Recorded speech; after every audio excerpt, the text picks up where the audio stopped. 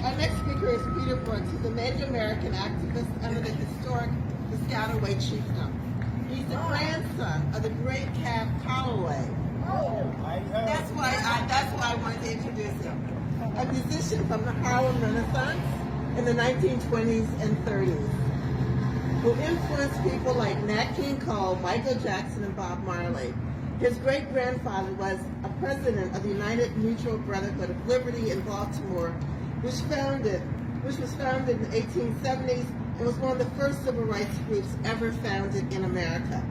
Peter commits himself to the preservation, celebration, and continuation of indigenous culture and civilization in America. It can be found on Insight Timer, where he leads guided meditations and is working on a book with his mom entitled More Than a Daughter. Peter.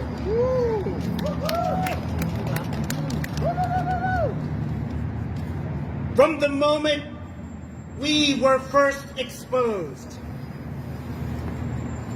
the Powhatan in Jamestown,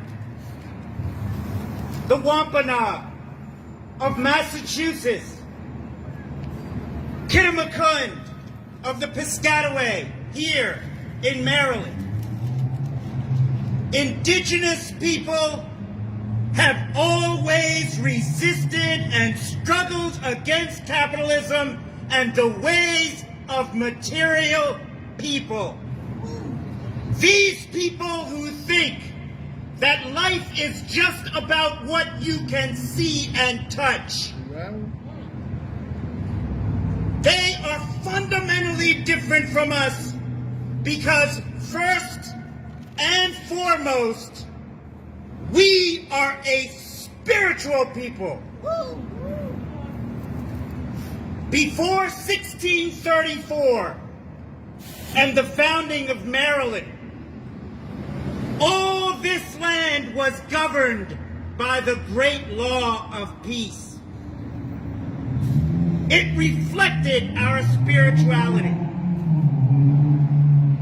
And today, everyone all over the world, as I speak, is upset because Russia invaded the Ukraine. Naked aggression against a sovereign people. Well, in 1634, they did the exact same thing to my people right here where you stand. Over and over again, nation after nation. Why? Because we are governed by the great law of peace. We are spiritual people, we're not material. Many great men have died as martyrs.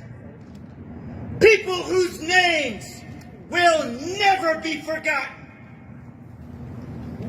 Pontiac, Tecumseh, Sitting Bull, Chief Joseph, Osceola, Geronimo, Dennis Banks, Russell Means, and now Leonard Peltier. You live in an era when you can be a part of American Indian history.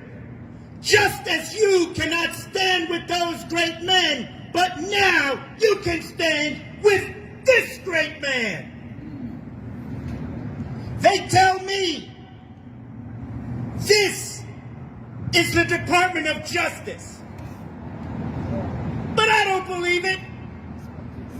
Because Leonard Peltier has never known justice in America for 46 years. So it's up to you how this history is going to play out. He is America's Nelson Mandela. And if the U.S. Congress can give a gold medal to Nelson Mandela, then why can't you free Leonard Peltier here on your homeland while he is suffering from COVID-19. How is this story going to end? In South Africa, the people had the decency to let Nelson Mandela go when he got to be an old man. America, where is your decency? You say this is a Department of Justice? We need a Department of Decency. Where is your common sense? You may not agree with me, but freeing Leonard Peltier is the only decent thing you can do after stealing all the land, interrupting our trajectory into the future, breaking all the treaties, destroying our way of life, our culture, and our history. It's the only decent thing you can do. When is enough enough? How much more blood do you need? How long will it be until you wake up? Ladies and gentlemen, the sky, the mountains, and the rivers all tell our stories. And so, I'm asking all of you who can hear my voice, how is this story going to end? It's up to you, right now. And I'm telling you, if you don't free Leonard Peltier, then all that is around you, in all the directions where you stand, everything you see and have touched, will remember when you return into the earth.